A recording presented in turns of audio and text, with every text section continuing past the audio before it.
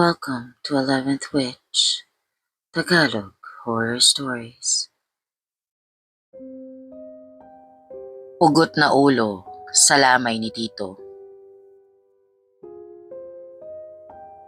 Magandang gabi at maligayang pagdating sa 11th Witch, Tagalog Horror Stories. May mga pamahiin na sinasabi ng matatanda na hindi dapat binabaliwala. Isa na doon ang kapag may nakakita daw sa'yo na wala kang ulo. Sabi nila, masamang senyales daw yun, may mamamatay. At kadalasan, ikaw daw yun. Ang kwento natin ngayon ay isang liham mula kay Rosel. 38 years old, isang graphics designer at kasalukuyang nakatira sa Binyan, Laguna. Hindi niya raw alam kung paniniwalaan ba niya ang mga pamahiin. Pero pagkatapos ng nangyari sa kanya sa isang lamay, hindi na raw siya makatulog ng maayos. Kakaisip kung may mangyayari ba talaga sa kanyang masama. At ito ang kanyang kwento. Magandang gabi po sa team ng 11th Witch Tagalog Horror Stories. Salamat po sa pagbasa ng kwento ko. Ako po si Rosel at gusto ko po sanang maikwento sa inyo ang isang experience ko tungkol sa pamahiin ng mga matatanda na medyo paranormal. Nag-umpisa po ito nung namatay ang tatay ng best friend ko at nang pumunta po ako sa lamay niya. Pagdating ko sa funeral home dito sa Binyan, Laguna, mga bandang 8:00 na ng gabi, tahimik ang kalye sa labas. Pero sa loob ng lamayan, ramdam agad yung mabigat na atmosphere na parang may nakapatong sa dibdib mo. Dahil siguro sa bigat ng lungkot. Pagbukas ko pa lang ng pinto, sinalubong agad ako ng amoy ng kandila, bulaklak, at konting insenso na parang kumakapit sa ilong mo habang humihinga ka. Mahina lang ang ilaw sa loob. Yung tipong dilaw na ilaw na hindi maliwanag pero sapat para makita mo ang mukha ng mga tao na nakaupo sa paligid. Sa gitna ng kwarto nakalagay ang kabaong ng tatay ni Lisa. Napapalibutan ito ng mga puting bulaklak at mahahabang kandila na dahang-dahang natutunaw habang tumutulo ang wax pababa sa mesa. Habang papalapit ako, napansin kong kakaiba ang kilos ng apoy ng mga kandila. Hindi naman mahangin sa loob, pero parang bahagyang nanginginig ang mga apoy na para bang may dumadaan na malamig na hangin na hindi ko nakikita. Lumapit ako kay Lisa para makiramay. Namumugto pa ang mga mata niya sa kakaiyak. Nagyakap kami ng mahigpit bago ako umupo sa isa sa mga plastic chairs sa gilid ng lamayan. Habang nakaupo ako doon, napansin kong may isang matandang babae sa kabilang hilera ng upuan na kanina pa pala nakatingin sa akin. Hindi siya kumukurap, hindi rin naman siya nagsasalita. Nakatitig lang siya sa akin na parang nagtataka. Hindi ko sigurado kung tatanungin ko ba siya kung anong meron. Pero sabi ko, wag ko na lang pansinin. Akala ko, normal lang na napapatingin siya dahil hindi niya ako kilala. Pero nang tumayo ako para lumapit sa mesa kung saan may kape at tinapay, dumaan ako sa harap niya. At doon ko nakita ang reaksyon niya. Bigla siyang napaatras sa upuan niya na parang may nakita siyang sobrang nakakatakot. Halos mahulog pa yung hawak niyang rosaryo sa gulat. Tapos mahina niyang sinabi habang nakatitig pa rin sa akin. Diyos ko, wala siyang ulo. Parang may malamig na tubig na ibinuhos sa likod ko nang marinig ko yon. Agad kong hinawakan ang ulo ko. Nandun naman. Normal naman ang pakiramdam ko. Kaya napaisip ako kung baka mali lang yung narinig ko. Pero habang tumatagal ang gabi, mas lalo kong napapansin na may kakaibang nangyayari sa paligid ko. Habang nagdadasal ang mga tao sa harap ng kabaong, may ilan sa kanila na hindi na nakapikit. Sa halip na magrosaryo, nakatingin sila sa direksyon ko. Yung iba parang takot ang muka. Yung iba naman parang nalilito na para bang may nakikita silang hindi nila maipaliwanag. May isang lalaki pa na nakaupo sa kabilang mesa na biglang napatigil sa pag-inom ng kape.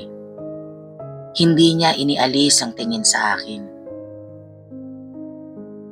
Tapos hinawakan niya yung balikat ng katabi niya. Mahina lang yung boses niya pero malinaw ko pa ring narinig. Pare, napapansin mo ba? Yung babae sa likod ng upuan? Pareho ba tayo na nakikita? Wala kasi siyang ulo. Sa sandaling iyon, parang mas lalo kong naramdaman ang lamig sa loob ng lamayan. Hindi yung lamig na galing sa aircon, kundi yung lamig na parang nanggagaling sa sahig at onti-onting umaakyat sa buong katawan mo. May ilang matatanda na nagbubulungan na sa gilid. Yung isa pa nga ay nag-antanda ng krus habang patagong nakatingin sa akin. May isang lola na biglang nagtakip ng mata niya gamit ang panyo. Parang ayaw na niya akong tignan. Hanggang sa may isang matandang lalaki na dahang-dahang lumapit sa akin. Mukha nga siyang kinakabahan. Halos nanginginig ang kamay niya habang hawak ang rosaryo. Huminto siya sa harap ko at tumingin muna sa paligid, na parang ayaw niyang marinig ng ibang tao ang sasabihin niya. Pagkatapos ay mahina niyang sinabi, "Iha, hindi mo ba napapansin? Ang ano po?" Saglit siyang tumingin sa ulo ko. Pagkatapos ay napailing siya na parang hindi makapaniwala. "Iha, kanina pa nila nakikita. Wala kang ulo." Hindi ko maipaliwanag kung bakit. Pero sa sandaling iyon, parang sabay-sabay akong nilamig at pinagpawisan. Hindi ko alam kung dahil sa sinabi niya o dahil sa paraan ng pagkakasabi niya. Pero may kakaibang pakiramdam na parang may nakatingin sa akin mula sa likod. Kaya napalingon ako sa direksyon ng kabaong. Tahimik ang katawan ng tatay ni Lisa sa loob nito. Nakasuot ng maayos na barong. Nakapikit ang mga mata. Pero napansin ko ang salamin sa ibabaw ng kabaong. Dahil sa ilaw ng mga kandila, malinaw ang refleksyon ng mga taong nakapaligid dito. At doon ko nakita ang isang bagay na hindi ko napansin kanina. Sa refleksyon ng salamin, may katawan na nakatayo sa likod ng mga tao. Nakasuot ng itim na blouse, kamukha ng suot ko. Pero sa refleksyon na yon, hanggang leeg lang ang katawan. Wala akong ulo. Umuwi ako ng gabing yon na gulong-gulo kung paano yon nangyari. Nag-search ako sa Google at dito sa YouTube. Maraming nagsasabi na bad omen daw yon. Senyales na may mangyayari sa akin na di maganda o kaya ay malapit na akong mamatay. Isang linggo na po ang nakaraan pero buhay pa naman ako, Miss 11. Pero hindi ko alam kung maniniwala ba ako sa pamahiin na yon. Maraming salamat sa oras mo, Miss 11. Sana po ay mapili nyo ang kwento ko. More power po sa 11th Witch Tagalog Horror Stories. Bantay. May isang pamahiin na matagal nang sinasabi ng mga matatanda. Kapag may aso na umuungol o umaalulong sa gabi, hindi raw yun basta ingay lang. Sabi nila, may nakikita raw ang aso na hindi kayang makita ng mga tao. Minsan daw kaluluwa, at minsan naman si kamatayan na mismo. Ang kwento natin ngayong gabi ay mula sa isang liham na ipinadala ni Ana. 29 years old, isang sales lady sa mall at kasalukuyang nakatira sa Biliran. Ayon sa kanya, nagsimula raw ang lahat sa simpleng pag-alulong ng aso ng kanyang tatay. Pero habang tumatagal, parang may kung sino raw na dahang-dahang lumalapit sa kanilang bahay at buhay. At ang aso lang nila ang nakakakita. At ito ang kwento niya. Magandang gabi po. Pwede niyo po akong tawaging Ana. 29 na taong gulang na ako ngayon. At nagtatrabaho ako bilang sales lady sa isang mall dito sa Biliran. Hindi ako yung tipo ng tao na agad naniniwala sa pamahiin. Pero may nangyari sa amin itong nakaraang taon na hanggang ngayon hindi ko pa rin makalimutan. At lahat yon ay nagsimula dahil sa alulong ng aso ng tatay ko. Ang pangalan ng aso namin ay si Bantay. Matagal na siyang alaga ng tatay ko. Maliit pa ako noon nang dalhin siya ng tatay ko sa bahay.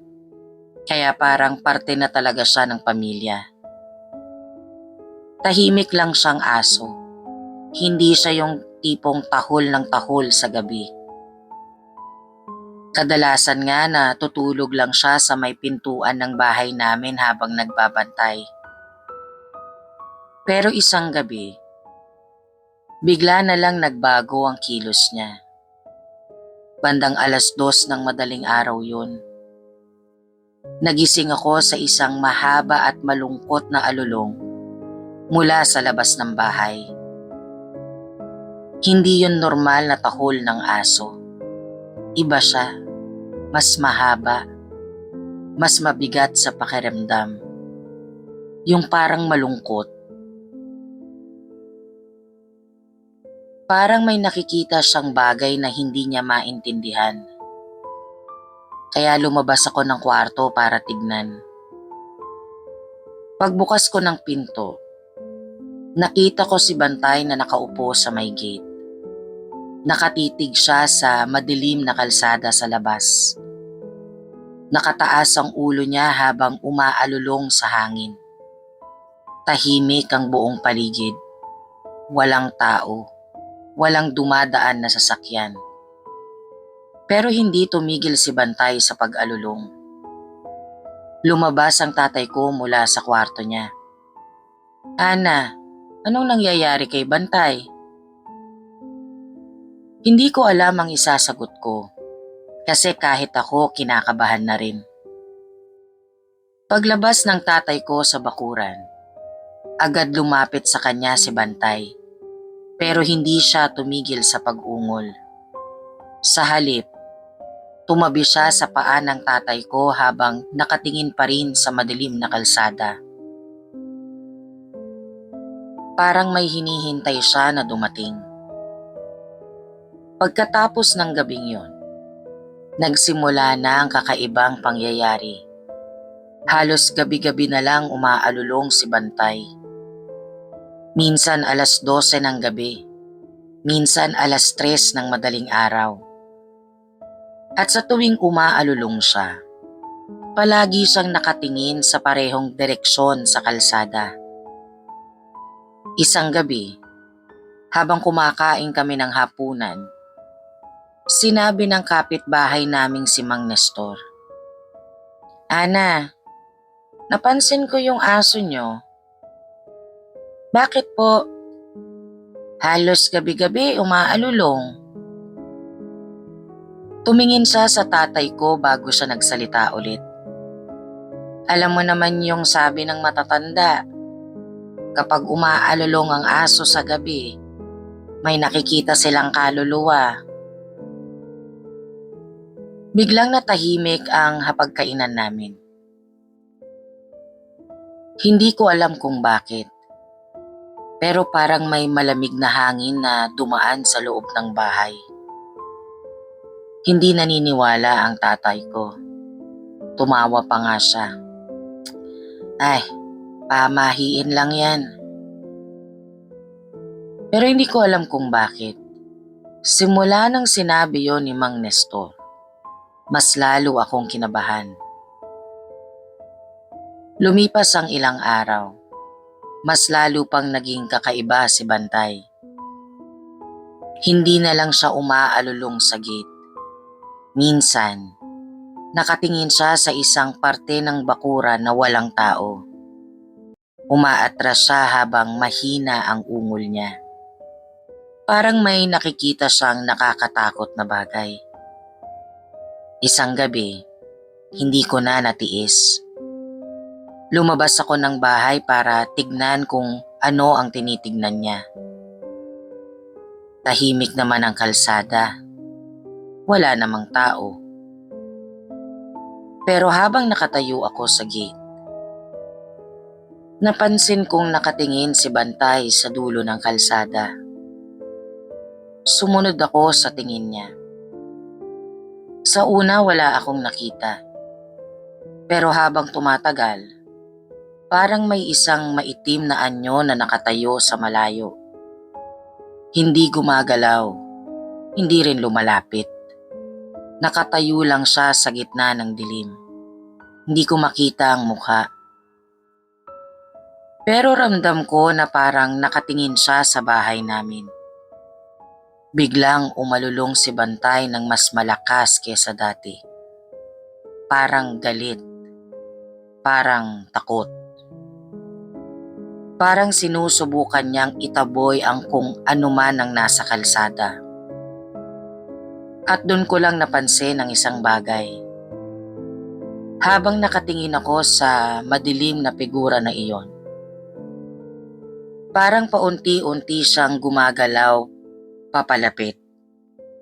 Hindi mabilis, hindi rin halata. Pero gabi-gabi, parang mas lumalapit siya sa bahay namin. Hanggang sa dumating ang isang gabi na hindi ko makakalimutan. Bandang 3:00 ulit ng madaling araw. Nagising ako dahil sa sobrang lakas na alulong ni Bantay. Hindi yon katulad ng mga nakaraang gabi. Mas desperado ang tunog. Parang may nangyayaring masama. Tumakbo ako palabas ng kwarto. Pagdating ko sa sala, nakita ko si Bantay sa may pintuan. Hindi na siya nakatingin sa kalsada. Nakatitig siya sa kwarto ng tatay ko. Umaalulong siya habang nanginginig ang katawan niya. Parang ayaw niyang lumapit sa pintuan. Biglang bumukas ang pinto ng kwarto ng tatay ko. Lumabas siya habang hawak ang dibdib niya. Tinawag niya ang pangalan ko. Parang hirap na hirap siyang huminga. Kaya tumakbo ako papunta sa kanya. Pero sa likod niya, May napansin akong isang anino sa loob ng kwarto. Isang matangkad na figura na parang nakatayo sa tabi ng kama. Hindi ko makita ang mukha niya. Pero ramdam ko na parang may malimig na presensya sa loob ng kwarto. Biglang umalulong si Bantay ng sobrang lakas. At sa sandaling yon, bumagsak ang tatay ko sa sahig. Sinugod namin siya sa ospital pero hindi na siya umabot. At doon ko lang naalala ang sinabi ng kapitbahay namin, na kapag umaalulong ang aso sa gabi, may nakikita silang kaluluwa. Pero ngayon ko lang naintindihan ang isang bagay. Hindi pala kaluluwa ang nakikita nila, kundi ang kamatayan na paparating. Dahil kung kailan pinakamalakas umalulong si Bantay, doon dumating ang susundo sa tatay ko. At hanggang ngayon, minsan sa gabi, naririnig ko pa rin si Bantay na umaalulong sa labas ng bahay. Hindi na siya nakatingin sa kalsada, kundi sa pintuan ng bahay namin. Parang may hinihintay na naman siyang dumating. At hindi ko alam kung bakit. Pero pakiramdam ko, ako naman ang susunod. Salamat po sa team ng 11th Witch Tagalog Horror Stories. Aabangan ko na lang po sa uploads nyo itong kwento ko. Konyo. May isang pamahiin na matagal nang kinakatakutan sa iba't ibang lugar sa Pilipinas. Sabi ng matatanda, kapag nakita mo raw ang sarili mong kapareho, isang taong kamukha mo, kumikilos na parang ikaw pero hindi ikaw, isa raw itong masamang senyales. Tinatawag nila itong doppelganger. At ayon sa mga lumang kwento, kapag nakita mo raw ang sarili mong multo, ibig sabihin, malapit na raw ang kamatayan mo. Ang kwento natin ngayong gabi ay mula sa liham ng isang college student na tatawagin nating Mac. 19 years old at kasalukuyang nakatira sa Pasig. Mayaman ang pamilya nila. At tulad ng karamihan sa kanila, hindi raw sila yung tipo ng tao na naniniwala sa mga pamahiin. Pero isang araw sa campus nila sa Lasal, may nangyari sa best friend niya na hanggang ngayon ay hindi pa rin niya maipaliwanag. At ito ang kanyang kwento. Magandang gabi po. Ako si Mac, 19 years old at kasalukuyang college student.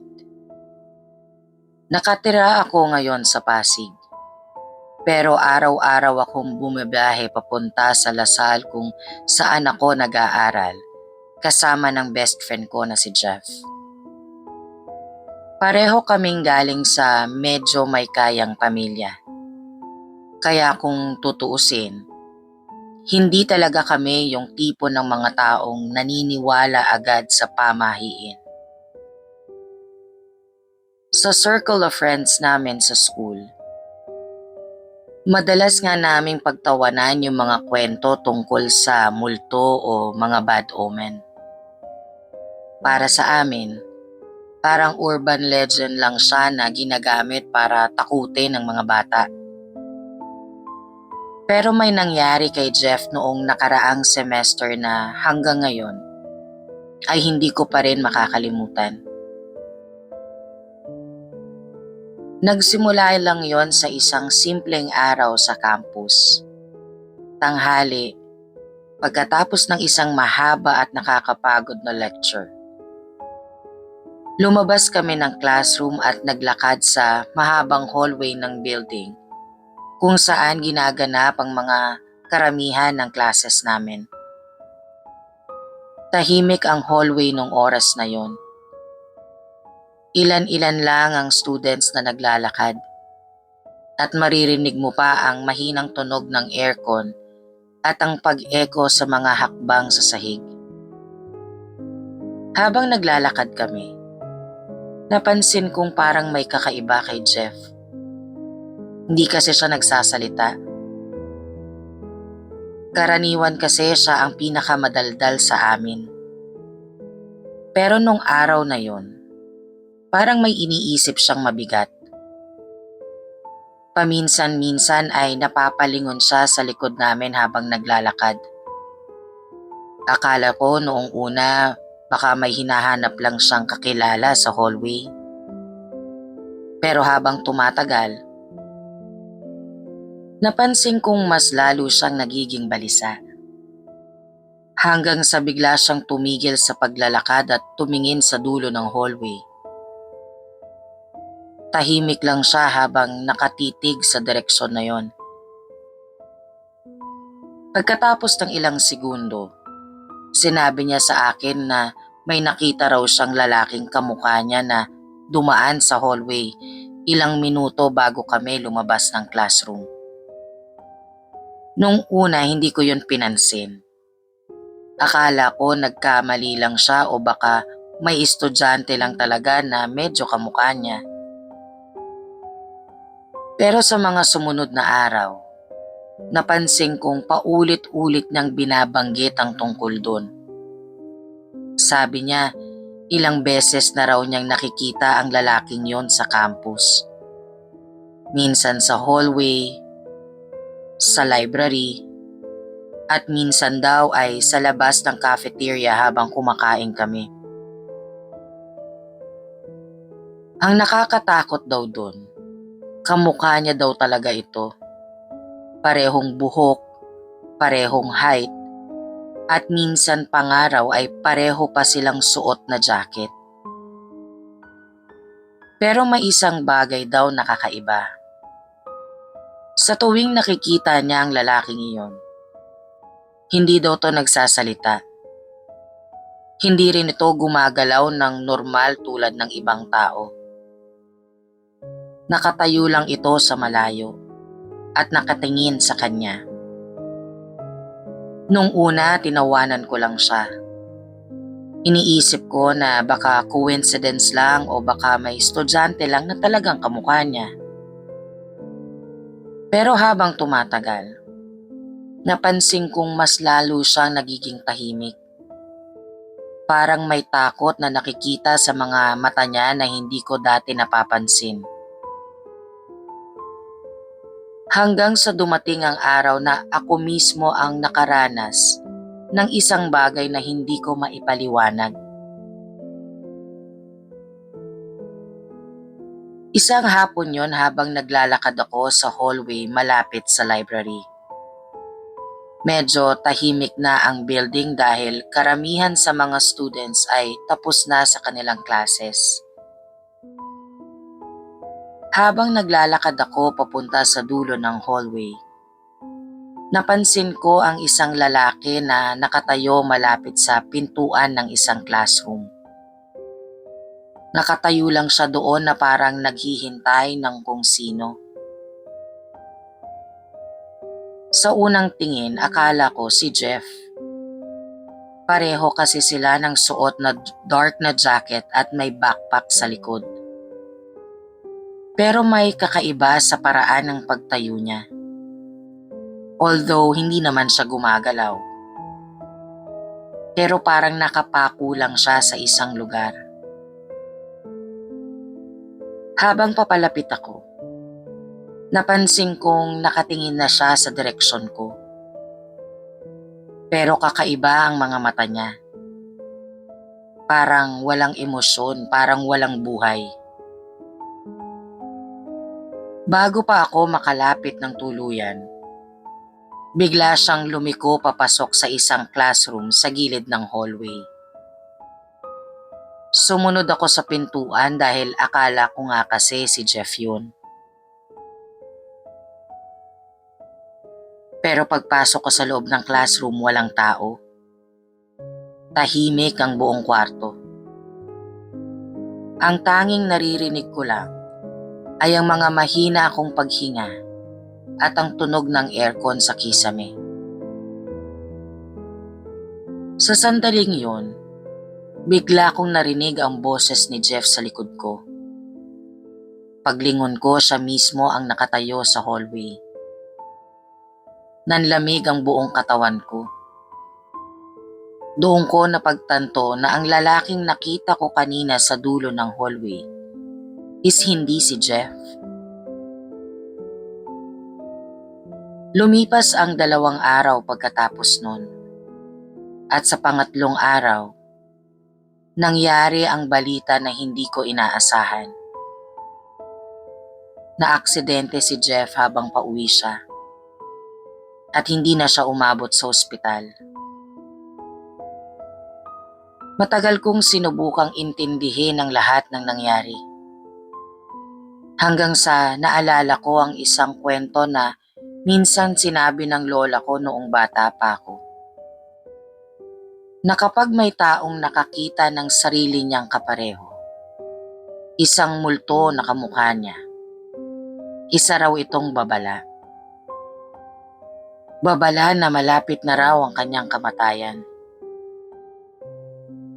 At habang iniisip ko yun, may isang bagay akong naalala na hindi ko napansin nung una. Nung araw na nakita ko ang lalaking kamukha ni Jeff sa hallway, may isang sandali na nagkatitigan kami.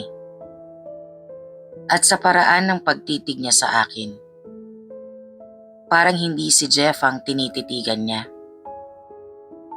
Parang ako. At hanggang ngayon, minsan habang naglalakad ako sa campus, may pakiramdam ako na parang may sumusunod sa likod ko.